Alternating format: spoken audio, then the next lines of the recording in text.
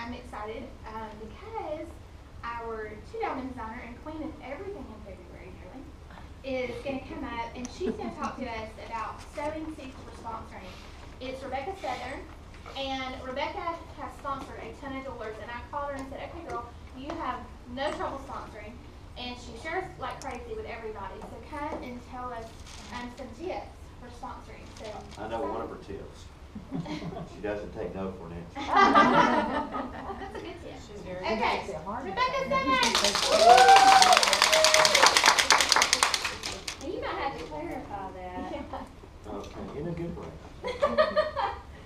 I will have to say, Lori, I invited Lori and Todd. Lori has been in Premier before years back, and I invited them.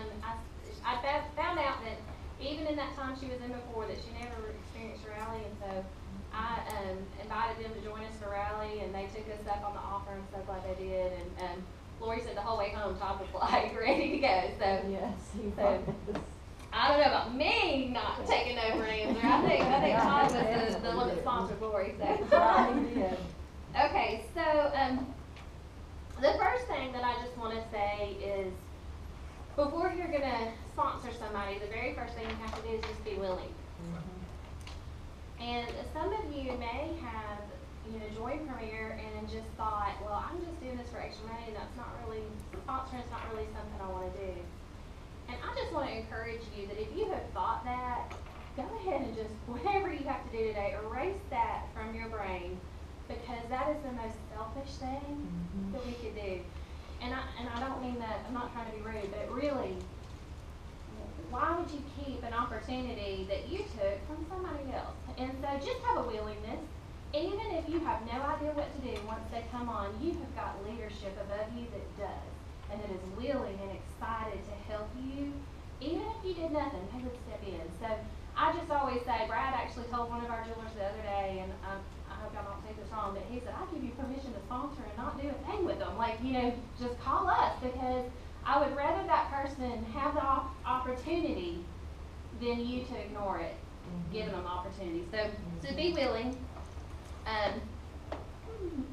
Have to decide it's something, that you want to do, that you should do, and then look for opportunities to share.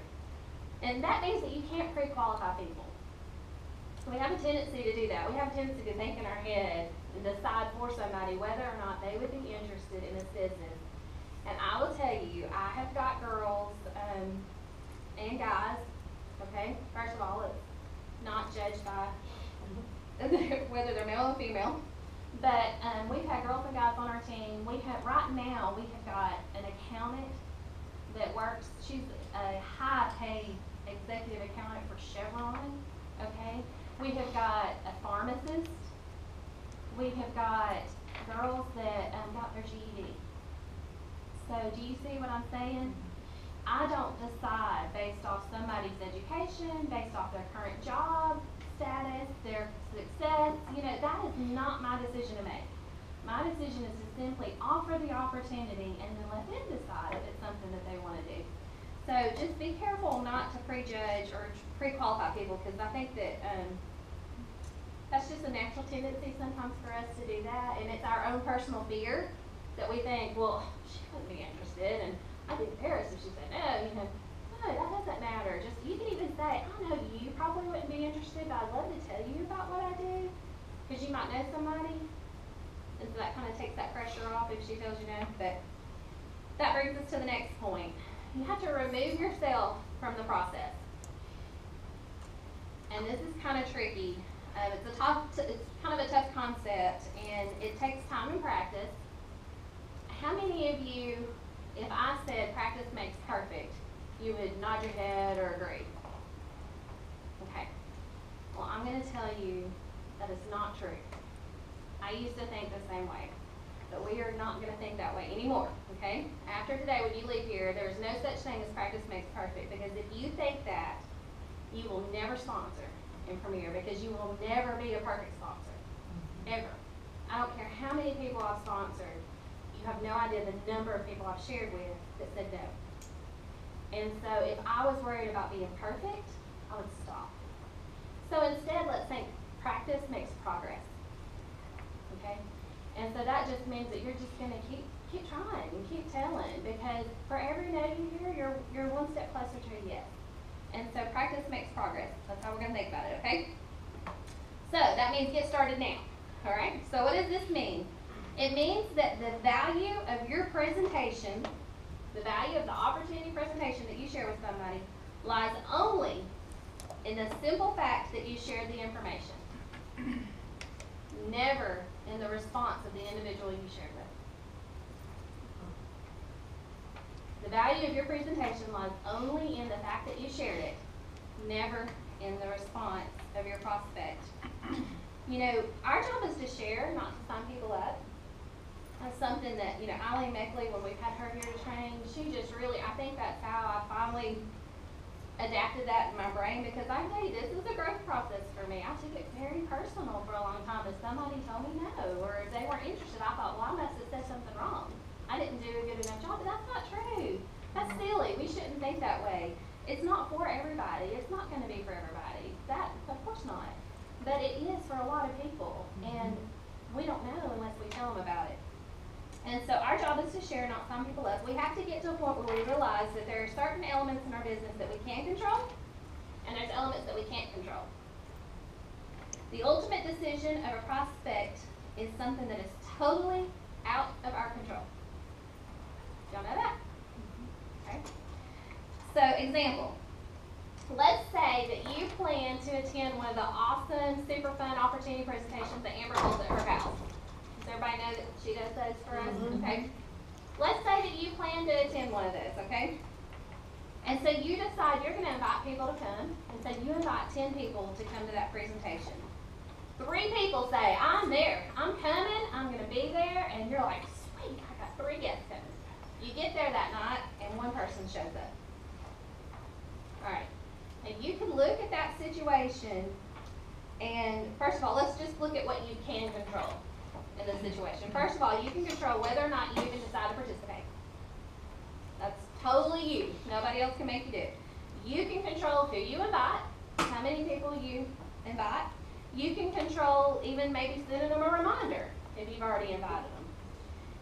You can control you doing what you said you were going to do by actually showing up. Whether anybody canceled on you or not, said you're going to be there, go. Your response to those, you can control your response to the people that do come. You can also control your response to the people that didn't come. Even those people that said, I promise I'm going to be there, and they didn't show up. Here's what you can't control. You ready? Everything else. Okay.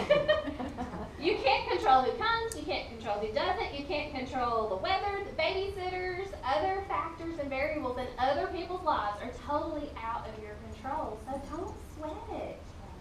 There is no sense in getting hung up and all emotional over people's excuses. So once you get a grip on this concept, I'm telling you, it will just totally change your posture in sharing from here. You'll be able to share from confidence and pride because you're not hung up on the results. You're just simply focused on the sharing. I had a personal experience just in the past 2 weeks. We shared with a couple that, we knocked it out of the park. It was good. They were ready to go. We scheduled their training show. They already had their plan of when they were paying their money, and 2 days later, she sent me a text and said, we've decided that we're taking a different route right now for our family. And I said, that's awesome. I literally could say, that's awesome. I'd still love to get you some free jewelry if you want to hang out. And so I wasn't hung up. I didn't think, well, man, that was a waste of my day, or, get upset about that. I planted a seed. This other opportunity that they take right now may not work out. It may, and that's great if it does, but if it doesn't, guess what? She's going to remember that we came and spent time with them and shared an opportunity that they might come back and say, okay, we want to try this down. All right, so if we're always looking towards the outcome of signing someone up as the indicator of whether we're successful in prospecting, then we'll always be on a roller coaster of emotions and personal fear. And the last thing I would tell you, because I'm out of time, is follow up. After you have shared, it normally takes 4 to 6 exposures for somebody to come to a point of decision. That means if you met them at a jewelry show and then you invited them to hear a call, or they watched a video, or you brought them to training, or whatever, the typical person is going to take 4 to 6 exposures before they come to a point of deciding they want to do this. Those exposures come from your follow-up. That's the only way. If you're waiting on them to let you know when they're interested, then you're spinning your wheels, because it's probably not going to happen. You have to be in control of your business and your sponsoring, and so you've got to follow up. And it can be, simple things. A lot of it's just about building that relationship and letting people know you're still there. You didn't just, throw out there something and leave them hanging. It's just following up and following through with what you said you were going